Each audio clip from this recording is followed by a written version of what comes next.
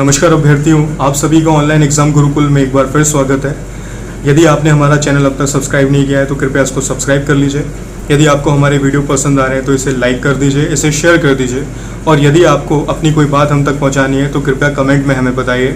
धन्यवाद। तो आज का वीडियो शुरू करते हैं। तो अभ्यर्थियों, जैसा आपको ज्ञात है, 29 सितंबर 2022 को सामान्य प्रशासन विभाग ने राज्यपाल के आदेशानुसार मध्य प्रदेश लोक सेवा आयोग को एक आदेश पत्र दिया है, जिसमें उन्होंने साफ बताया है कि 87% और 26% की दो सूचियां बनाकर ये भर्ती प्रक्रिया आगे बढ़ाई जाएगी। परंतु यहाँ पर 3 प्रमुख प्रश्न उभर कर सामने आ रहे हैं।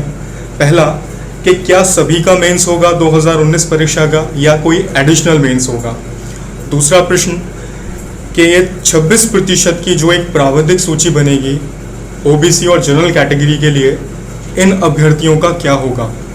तीसरा बिंदु, सामान्य प्रशासन विभाग का 29 सितंबर 2022 का जो आदेश पत्र है उसके तीसरे बिंदु में क्या कहा गया है उसको हम आपको विश्लेषण के द्वारा समझाएंगे। अभ्यर्थियों, अभी तक का सबसे महत्वपूर्ण प्रश्न कि क्या वर्ष 2019 की प्रारंभिक परीक्षा का नया कट ऑफ जारी होने के बाद सभी को मेंस देना होगा या इसके लिए कोई एडिशनल मेंस होगा। देखिए, इसको हम 2 बातों को ध्यान में रखकर इसका जवाब देते हैं। पहली चीज़, रोस्टर प्रणाली का हट जाना, खत्म हो जाना। दूसरा, कोर्ट का जजमेंट। जैसा आप सभी को पता है कि प्रारंभिक परीक्षा 2019 का रिजल्ट दोबारा आ रहा है, यानी पहला वाला रिजल्ट अमान्य घोषित किया जा चुका है। तो उस अमान्य रिजल्ट के साथ जिन्होंने मुख्य परीक्षा दी है उनकी मुख्य परीक्षा भी नहीं मानी जाएगी। ये एक सच्चाई है। अभ्यर्थियों के साथ जो भी कुछ हो रहा है उसकी विभत्सना जितनी की जाए वो कम है, उसकी घोर निंदा की जाए वो भी कम है, लेकिन उन बच्चों का इसमें कोई दोष नहीं है। उन 1918 बच्चों का जो इंटरव्यू तक पहुंच चुके हैं वो अपनी जगह बिल्कुल सही है। उन्होंने वहां पे स्थान अपनी मेहनत से पक्का किया है। परंतु जैसा कि आप जानते हैं, शासन प्रशासन में कभी ना कभी हमें एक इस तरह की असमंजस की स्थिति, दुविधा की स्थिति का सामना करना ही होता है और नियम यही कहता है कि ये मुख्य परीक्षा यदि दोबारा से होती है तभी ये भर्ती सुचारू रूप से चल पाएगी। क्योंकि देखिए, दोनों पक्ष हैं।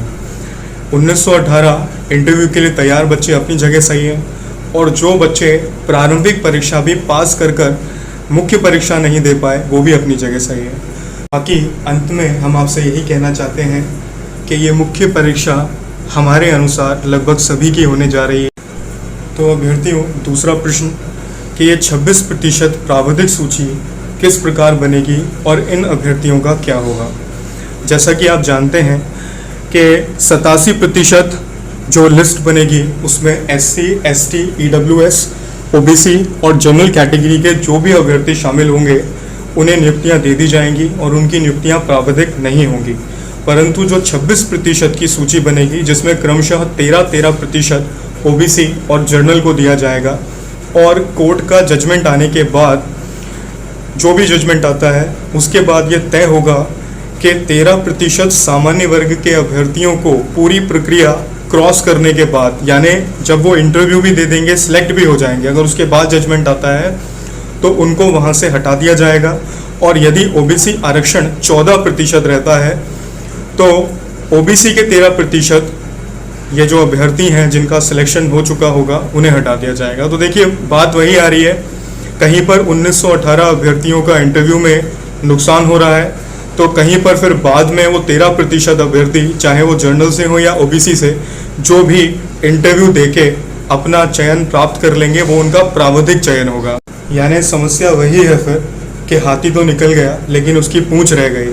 परंतु अब क्या कह सकते हैं, जो भी अभ्यर्थी इस समय तैयारी कर रहे हैं उनकी सिर्फ एक मांग है कि भर्ती प्रक्रिया आप पूरी करिए, चाहे जैसे करिए। 4 साल से आपने नौकरियां नहीं दी हैं।